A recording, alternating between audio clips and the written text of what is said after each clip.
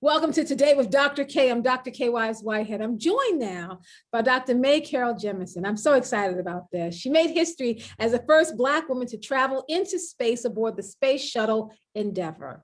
Now, she's an actress, a scientist, a doctor, a teacher, not to mention all the top 10 lists she has been on.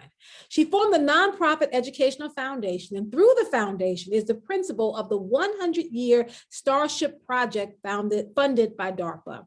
She's also the author of this expanded second edition, Find Where the Wind Goes. And even more importantly, I think for me, is that growing up, I would pretend to go out to space and be Dr. Mae Jemison. And I think that part of the work that we do when we pave the way, we allow children to see ourselves through what we're doing. And so I personally want to thank you for just giving young girls, young Black girls, a place to dream. Thank you for that. You're welcome. Thank you. I'm really excited to be here with you today. And we're going to have a great time. So I want to talk about space. One of the things that we often think about is that space is for children, but space is for adults as well. Can you talk about the connection for us as adults about making space happen so that young people can dream forward? And so let's talk about space exploration. I a lot of times like to ask people, did they have any interaction with space or anything that came from space on a given day? And a lot of times people look around and say no, but then I sort of hold up, okay, everybody has their smartphone and they have GPS on it and global positioning satellites, you have a space receiver in your hand. It affects our everyday world, from materials to communications, to verification of arms treaties, to even how we see ourselves, right? Just the image of being able to look at the Earth and actually know it's round, just the ability to see Perseverance land on Mars, to see that there were 3 probes from Earth on Mars, this past month that entered the Martian orbit. So those things change how we see ourselves and how we relate to the world. I always say that, space is grown-up business, right? Because you're talking about risk at the very edge sometimes of the capabilities we have. We talk about the precision of which things need to be done in terms of space exploration, but also it's the application of these things. So remote sensing, looking back at the Earth and land management. There's so much where it's applied, and I think we lose that. But it is also about thinking bigger than who we are. Space exploration is something that's part of all of us, every society. There is a Ashanti proverb that says, no one shows a child the sky. Right. Everyone around the world have had people who 1,000 generations ago looked up at the sky and recognized that these little bits of light were moving, right? And they began to track them, be able to figure out what they were going to be. And that's what the modern day space program is based on. The fact that people figured that out a long time ago allows us today to be able to move forward. We've built on that. Right. Can you talk about, just because, when I think about Star Trek, I think about Uhuru, you being my Uhuru. Can you talk about what was that moment like? Like, I can only imagine being able to see things. Being on Star Trek? Yes. No. Which is a whole nother moment that we have to talk about. but just being able to see the world from a perspective that very, very few people will ever get to experience. So the connection was definitely there. The Earth is stunning, right? So there's this thin shimmering layer of blue light that's our atmosphere. It almost iridesces from within. I remember going across the Sahara Desert and going across Egypt and seeing the Nile Delta and recognizing that I had been there and that the pyramids were there and all of that. There's this connectedness, seeing the Horn of Africa. Those were really important moments that, yes, connected me to the planet, but there were also the moments of looking out that connected me with the rest of the universe. You know, very frequently people say that astronauts have this experience where they recognize, you know, there are no lines on the globe, things like that. I never thought that. I knew that these were things that humans made, right? Because they shift and they change. And I know that we have this shared planet. But what was really important for me, the aha moment I had, was my connection to the rest of the universe, that I recognize that I have as much right to be in this universe as any speck of stardust. And that was really important because I think very frequently, depending on what civilization, what society you're in, we disconnect ourselves from the rest of the universe, some kind of way we see ourselves outside of it, but we are part of it. I love how you said that. I know that you remember, you know, what happened in 1968 after the assassination of Dr. King and the displacement that people felt. But the idea that you're saying that you have a right to be here is every speck of dust. Like you have a right to anchor yourself in this space. As a Black woman going through that field, can you talk about some of the challenges and in ways that you made it through so the next generation can look and have the same kind of inspiration? So I'm finding myself less and less wanting to talk about challenges because that's where we end up hanging out. Let's talk about the opportunities that happen. I will acknowledge your challenges. So yes, I grew up in the United States. Yes, there are not that many Black women in STEM. And yes, there are whole conversations that we can have about that. But what I want to assert is that we've been there all the time. Like the world knows when they saw, you know, Hidden Figures and Katherine Johnson, we saw the women who were doing the coding and all of that. But we've been around the whole time contributing to making this world go forward. I took up with me when I went into space a stamp with Bessie Coleman in it, on it. Bessie Coleman, the first Black woman to get a pilot's license. However, I think she is also the first American woman to get an international pilot's license because she had to go to France in order to be trained as a pilot back in the late 19-teens and the early 1920s. I didn't know about her actually until I was an astronaut, even though I grew up in Chicago, because very frequently our contributions are not acknowledged. Whereas we talk about the Tuskegee Airmen, there was a Black woman who helped to make sure and train some of the Tuskegee Airmen before they became, some of the pilots before they became Tuskegee Airmen. We've been there all the time. So I want to talk about the opportunities and challenges rather than only the challenges. So the point is that we have to hold society responsible to using the full wealth of talent that's available. You mentioned Martin Luther King Jr., and I'm going to paraphrase this quote of his, but I really like it. He said, you know, we can't change people's hearts, but we can constrain the heartless. Something like that. So we can change people's behavior, right? And their hearts maybe eventually will follow. But when I think about the challenges, I think about how do we make sure that they don't exist? How do we invite people in? And a big part of that is recognizing that little kids have this tremendous motivation and capacity to learn and grow. And they have this tremendous imagination, right?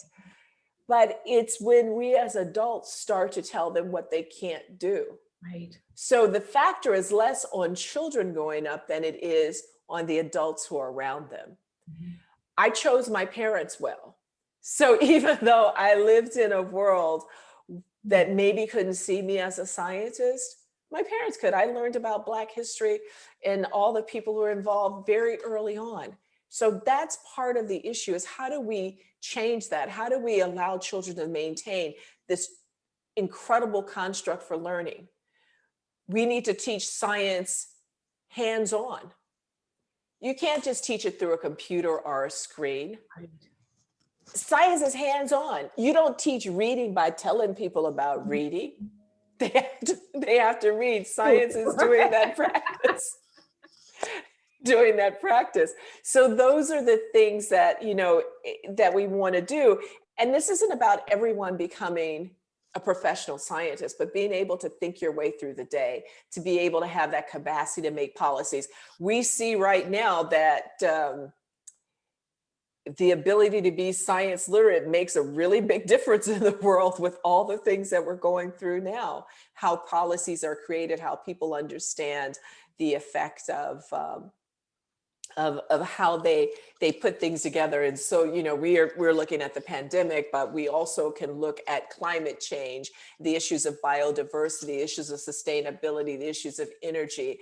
All of those are regulated by policy that people make. And wouldn't it be great to really have the folks who have those final decisions on policy be involved and be very, very literate? Now, you found the Dorothy Jemison Foundation, named in honor of your mother. I thought about that when you said, I chose my parents well. Can you talk about the work that the foundation does and why this is important?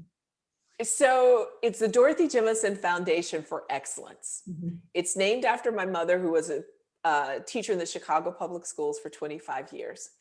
And that for excellence was tagged on because she used to always say something.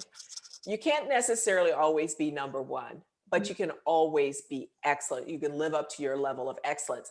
And the other part of that is just because you're number one in something does not mean that you're living up to your potential and excellence, because it depends on who you're comparing yourself to, right?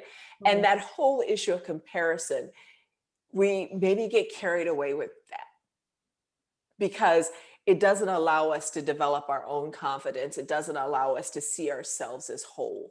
If we only have value compared to somebody else, that's a very insubstantial place to be. Right.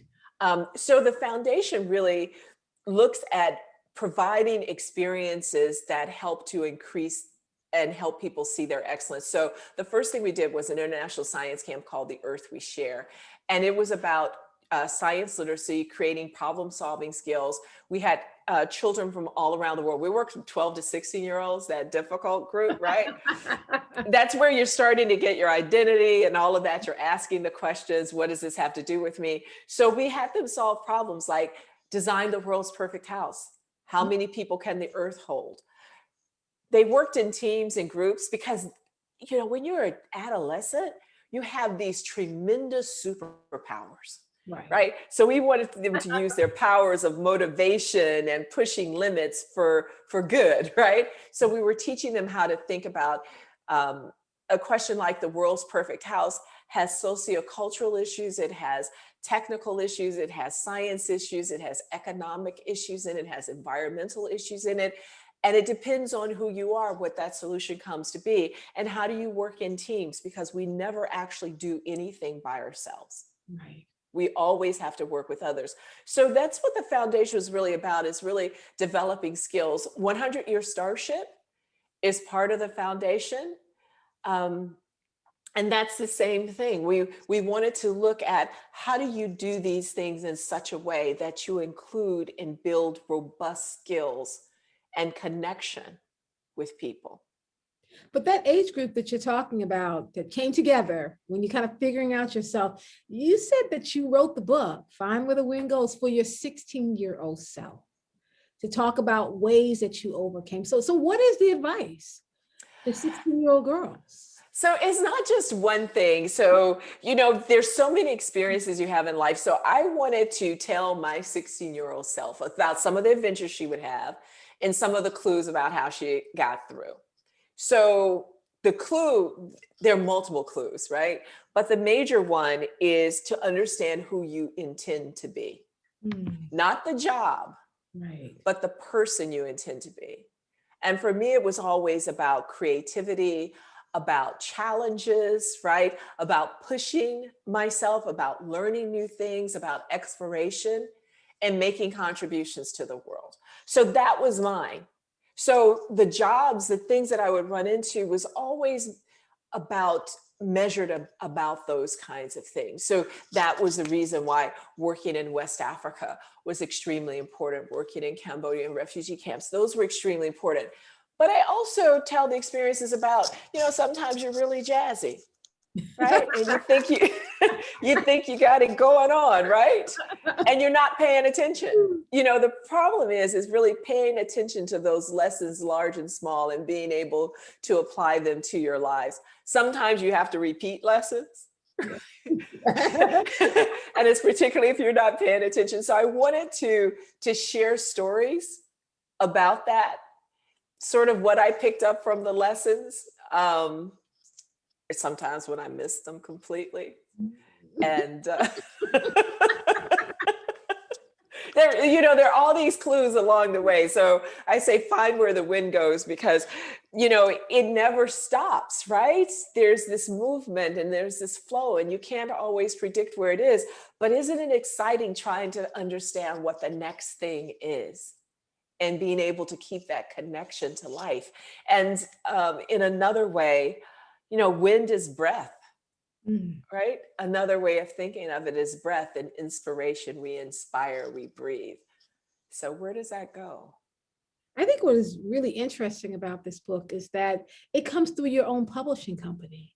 It's the fact that, in terms of having the type of ownership, control, and agency that has been pretty obvious in your life, that is now even in the publishing of your own book. Talk about why it's important to have the final voice in your own work. So I decided with two other people, to start a publishing company because I wanted to be able to tell stories to elevate, right? And ideas that dare people to push further. I've noticed that sometimes people want to make my story what they want it to be. Right? So they want you to be that nice little girl who did what their parents did and studied hard all the time and didn't rock the boat. Yikes, I wouldn't be here if that were the case. But rather being able to also bring the joy and energy. The publishing company is called Signal Hill Road.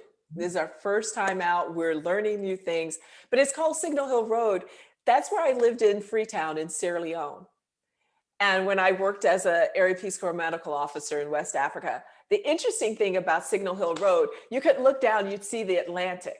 On the other side of the Atlantic was the Americas and the slave trade and all of that. And Freetown was really developed as a place where, when the British outlawed slavery before many other places did, that's where if they caught slave ships off the coast of West Africa, they would return them to this area, and it's called Freetown.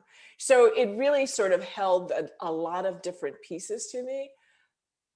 The agency that you speak about, I want to be able to help other people do that as well, to be able to tell the stories that are uplifting. It doesn't mean how you're having a party, but I think sometimes in order to move forward, we also have to be able to tell those stories that don't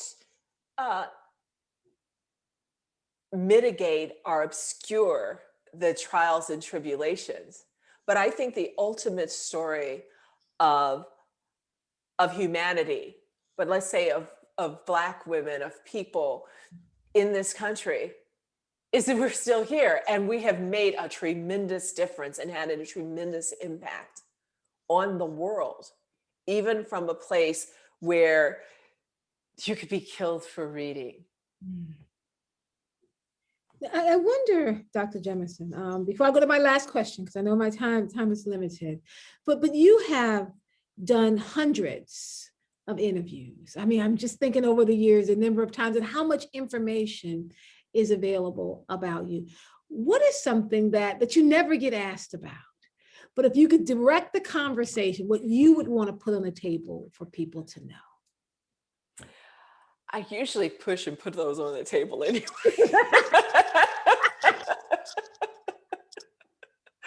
Because I think it's my responsibility that if you have a platform, you put those things that are important in front of us.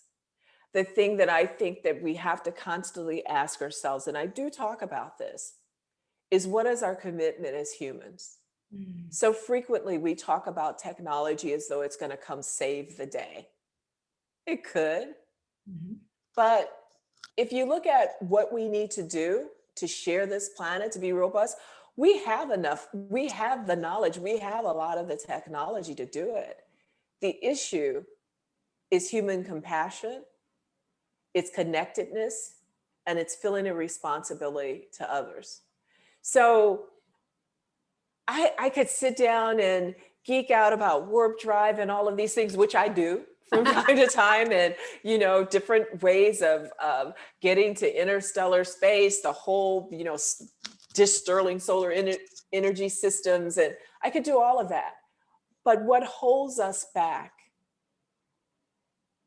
is this feeling that if we have something and other people want to live a decent, hopeful life as well, we're going to lose something. Mm. We haven't figured out that the world, the universe is much bigger than that. And what technologies can do is to expand what we're capable of doing. But some kind of way we have to look inside of ourselves and be okay with sharing this planet, with sharing this universe. The final thing we'll add is, we don't have to be here. Mm. People say save the earth. It's not about saving the earth. It's about saving ourselves, such that the earth doesn't develop an atmosphere that doesn't support our life form. We get confused. Mm. The earth will be here. But what I took away from being in space was that I am part of this universe.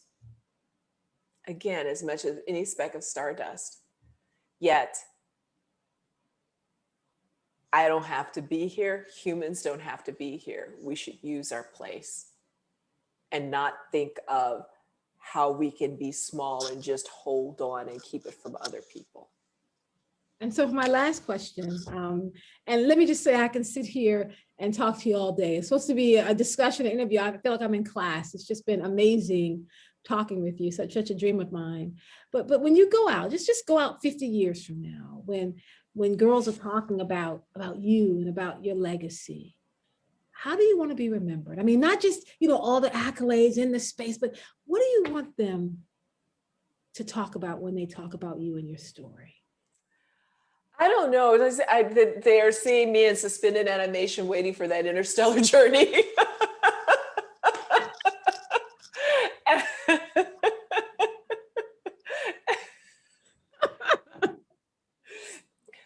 I think it's one of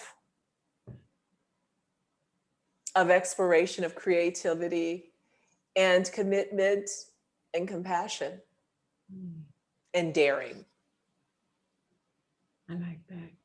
Dr. Mae Jemison, it has just been an honor and a privilege. She made history as the first Black woman to travel into space aboard the Space Shuttle Endeavour. She was the Uhuru to so many of us as we watched you. The author of a new book, Find Where the Wind Goes, published by your own publishing company. Thank you for your courage. Thank you for your voice. Thank you for daring to be yourself in the midst of everything that's happening in this world. We just appreciate you. Thank you for being here. And I look forward to talking to everybody who reads the book. Thank you.